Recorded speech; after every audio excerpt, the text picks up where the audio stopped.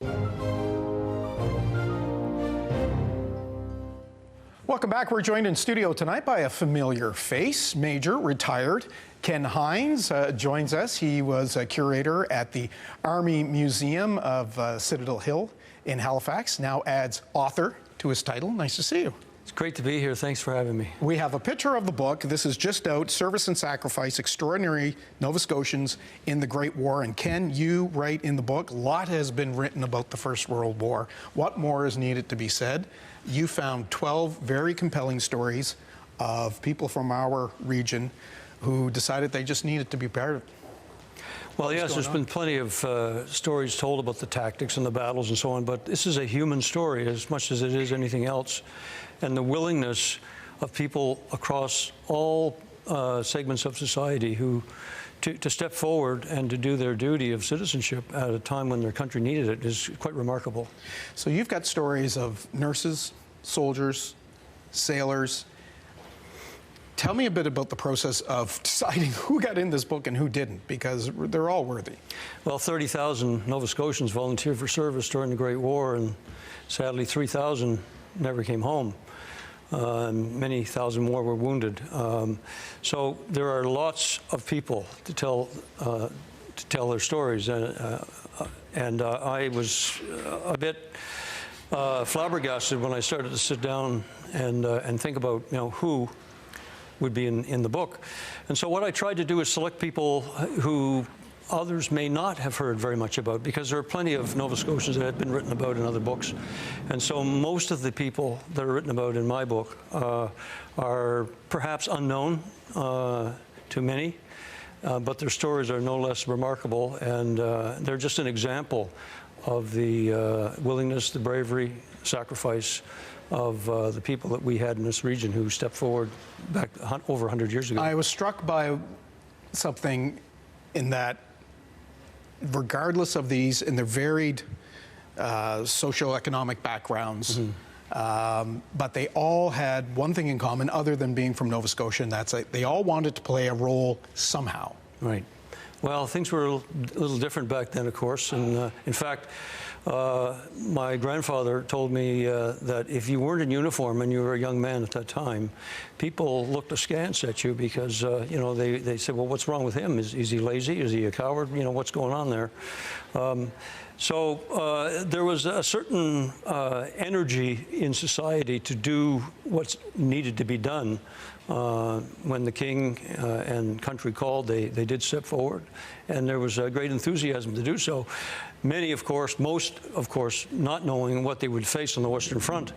Once they got there, the great adventurers that started out to be became anything but a great adventure. It was a slaughter of industrial scale, and the people that made it through, it affected their lives forever. You mentioned the 30,000 from Nova Scotia who enlisted an outsized contribution for this country at the time, given the population of the province. Why do you think that was? Well, it's difficult to say, but many people in this region and right across the country had very close links with the mother country, the United Kingdom. And in fact, a huge proportion of the soldiers who served in the Canadian Expeditionary Force were first-generation Canadians from the United Kingdom. And so I think they felt a certain connection if the country was at war, the empire was at war, then they needed to do their part. You have the insight of having spent a career in the Canadian Armed Forces. How did that lend itself when you were researching this? Did you feel a certain kinship with these people? Did it help you perhaps understand their motivation for wanting to go off to war? Well, it certainly helped me. And the emotional component of the storytelling really was something that I wasn't expecting. You try to feel what they were feeling, and it's impossible to do that. At the same time, being an ex-soldier myself, you can sort of read into some of the situations that they were in and try to determine how you may or may not have reacted. But, perspective is funny. You can only look at their situation from your own point of view, and so it's difficult. I hope that I did justice to their memory in telling these stories. I should say one of the characters in the book, one of the people you write about, is a relative of mine and a member of the 85th Nova Scotia Highlanders who played a very significant role at Vimy Ridge. He did, and he's one of the sad statistics. Your great-grandfather, died shortly after the Battle of Vimy Ridge on the 19th of June, 1917, and I know you visited his grave over there, which brings up another interesting thing, that the vast majority of graves that lie in Flanders and other places in France have never been visited by anybody because of distance or cost, because the Empire's policy was, and Canada's policy was, that soldiers would be buried near where they fell. And so it's sad to stand in places like Tynecott Cemetery outside of Ypres and Passchendaele and know that not a single family member has ever visited the grave of their relative and loved one. So there's a gravity to that, and a weight of what might have been, if you stand there and reflect on the lives of the people who gave up everything they had for us and for each other.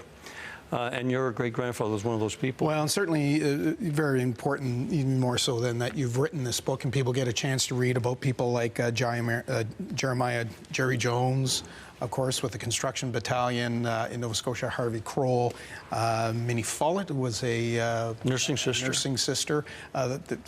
Not nearly enough has been written about nursing sisters, in my view. The Angels of Mercy, who looked after the broken minds and bodies of those who survived, and often were the last people that a soldier would speak with. There's so many stories of soldiers thinking that the nursing sister was their mother.